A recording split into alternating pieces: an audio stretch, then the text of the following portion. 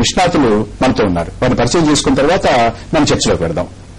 విద్యుత్ రంగ నిపుణులు శ్రీ రఘు, అంతర్జాతీయంగా అనేక కంపెనీలకి సలహాదారుగా ఉన్నటువంటి శ్రీ పారుపల్లి కోదండరామయ్య, సిఐఏ రాష్ట్ర అధ్యక్షులు, అంతేకాకుండా విద్యుత్ ఉత్పాదనతో చాలా విశేషమైనటువంటి అనుభవం ఉన్నటువంటి శ్రీ హరిశ్చంద్ర ప్రసాద్. చర్చను ప్రారంభించుకునే ముందు ఈ గడిలో ఉన్నటువంటి వార్తా విశేషాల్ని ఒకసారి చూద్దాం. టీడీపీ వర్సెస్ కాంగ్రెస్ టీఆర్ఎస్, లాయర్లపై దాడితో మారిన సీన్.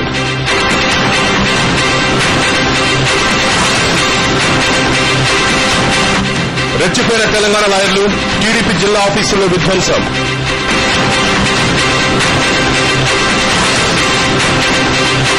భూమి రేట్లను పెంచేసిన ప్రభుత్వం, ట్యాక్స్ టార్గెట్ల కోసం తాపత్రయం.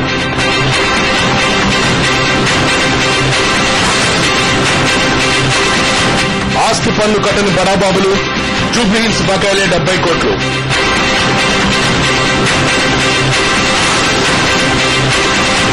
పరువు కోసం హాకీ ఇండియా పాకులాట, కాసేపట్లో ఇంగ్లాండ్తో ఢీ.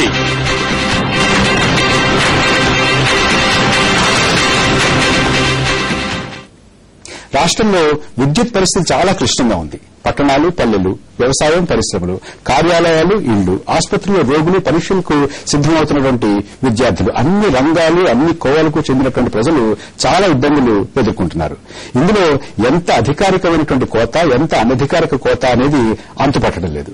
వివిధ రంగాలకు, వివిధ ప్రాంతాలకు చెందినటువంటి వారు విద్యుత్ సరఫరా పరిస్థితి మీద ఏమంటున్నారో ఇవాళ వారిని అడిగి తెలుసుకుందాం. పరిస్థితిని తెలుసుకుని ఇక్కడ ఉన్నటువంటి నిష్ణాతులతో ఈ పరిస్థితులు ఉత్పన్నం అవడానికి కారణాలను చర్చిద్దాం. ప్రభుత్వం ఈ పరిస్థితికి ఎలా స్పందిస్తోంది, ఏ రకమైనటువంటి చర్యలు తీసుకుంటోంది, అవి ఎంతవరకు ఉపయోగపడుతున్నాయి అనే విషయాలను కూడా ఇవాళ విశ్లేషిద్దాం.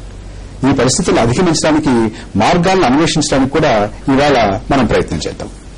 హరిశ్చంద్ర ప్రసాద్ గారు, మీరు ప్రభుత్వంతో మాట్లాడారు. ప్రభుత్వం మిమ్మల్ని పిలిచి ముఖ్యంగా పరిశ్రమల విషయంలో మేము ఏం చేయబోతున్నాము, మీకు ఎంత విద్యుత్ సరఫరా ఇస్తాము అనేటువంటి మాట అన్నారు కదా. మీ మధ్య జరిగినటువంటి చర్చలు ఏమిటి? మీకు ఏమైనా కోత పెట్టారా? మీరు ఒప్పుకున్నారా? అది సమంజసంగా ఉందా?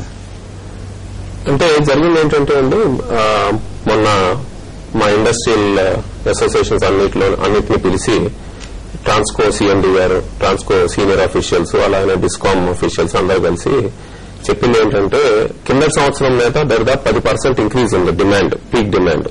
అంటే దరిదాపు 240 మిలియన్ యూనిట్లు పర్ డే డిమాండ్ ఈ ఎండాకాలం సమ్మర్ లో 25 మిలియన్ యూనిట్లు పెరగబోతుంది. వాళ్ళు సప్లై చేయగలిగింది 240 మిలియన్ యూనిట్లు రఫ్ గా. సో దానికన్నా ఎక్కువ ఏమాత్రం అయినా కూడా పవర్ కట్స్ విధించాల్సి వస్తుంది అని చెప్పారు, ఇండస్ట్రీకి ఎస్పెషల్లీ.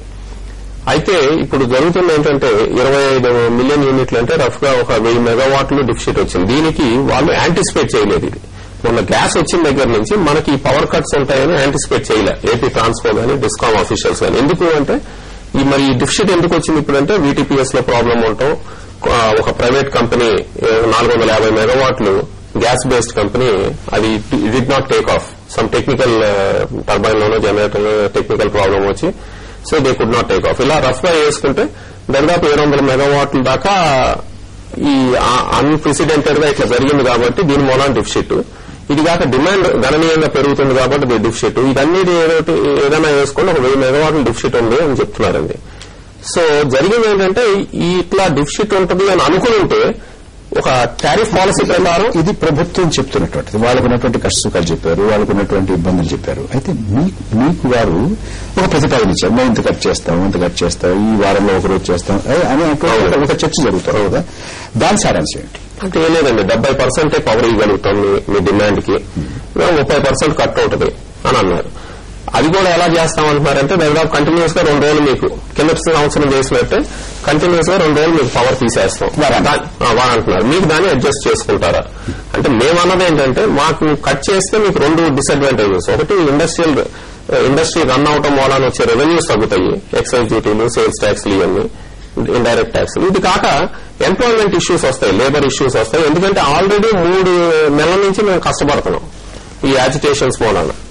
సో ఇంకా ఫర్దర్ ఏమన్నా అయితే ఆంధ్రప్రదేశ్ మొత్తం అండి, ఇవన్నీ హైదరాబాదే కదా, ఆంధ్రప్రదేశ్ మొత్తం.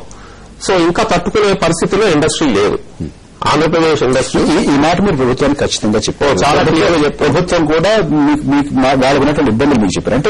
అంటే వచ్చే రోజులు ఇప్పటికే మొదలై ఉంటుంది. వచ్చే రోజుల్లో చాలా ఎక్కువ, దాదాపుగా 30% పారిశ్రామిక రంగానికి విద్యుత్ కోత ఉండేటటువంటి పరిస్థితి.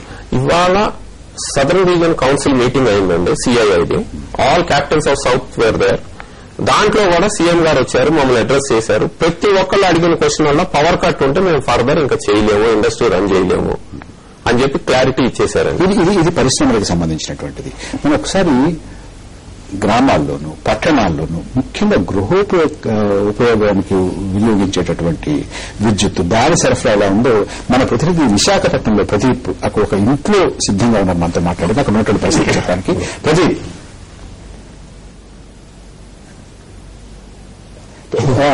ప్రదీప్ గారు మీరు మొత్తం మీద ఇప్పుడు విశాఖ జిల్లాతో పాటు ఉత్తరాంధ్రలో ఉన్న జిల్లాలన్నింటిలో కూడా ఎమర్జెన్సీ రిలీఫ్ లోడ్ కింద అప్రకటిత విద్యుత్ ఇక్కడ చాలా ఇబ్బందులు గురిచేస్తాం. ప్రస్తుతం ఇక్కడ మనం ఒక ఇంట్లో ఉన్నాం.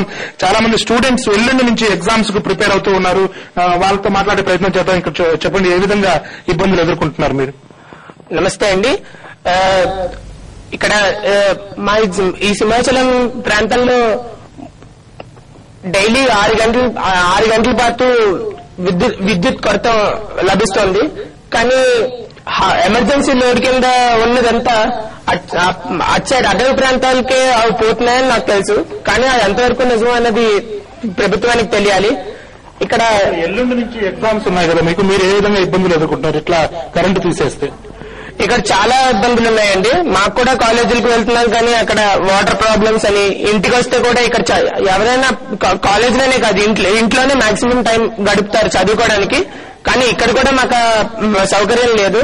అందుకనే కొంచెం ప్రభుత్వం చెల్లచూపు చూడకుండా విద్యుత్తుని మాకు కూడా అందిస్తానని కోరుకుంటున్నాను. Thank you. మీరు చెప్పండి అమ్మా, మీరు ఒక హౌస్ వైఫ్ గా మీరు ఎట్లా ఫీల్ అవుతున్నారు ఈ పవర్ కట్ మీద?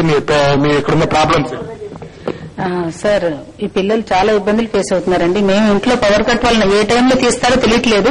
దానివల్ల చాలా ఇబ్బందులు ఫేస్ అవుతున్నాం.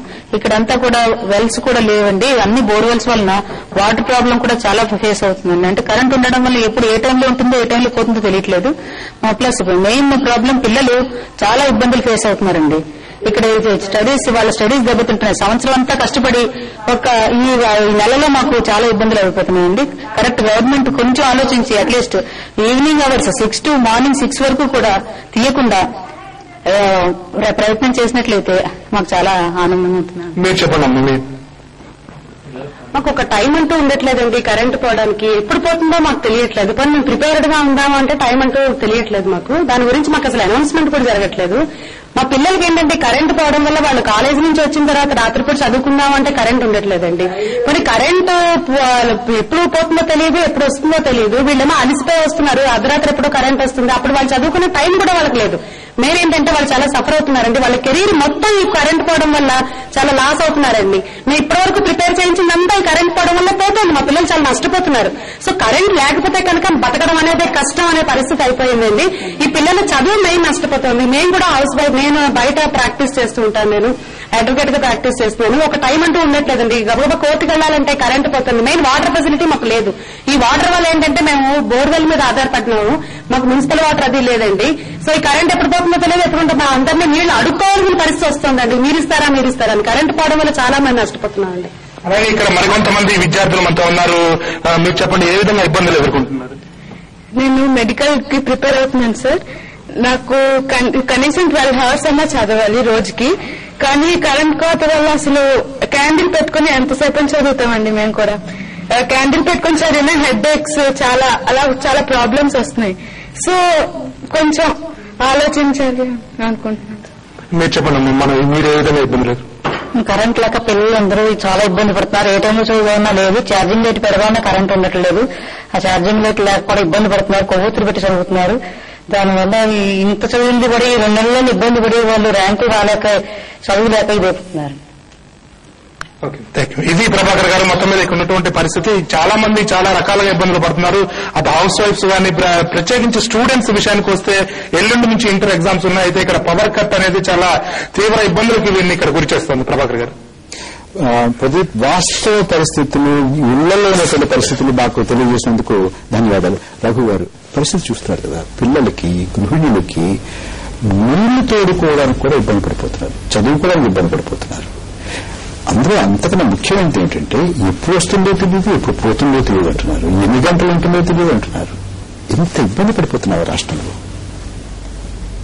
ఇప్పుడు ప్రస్తుతం ఉన్న డిమాండ్ అన్ప్రెసిడెంటెడ్ డిమాండ్. నిన్న చూస్తే 252 మిలియన్ యూనిట్స్ ఒక రోజులో వినియోగం జరిగింది, అంటే డిమాండ్ ఉంది.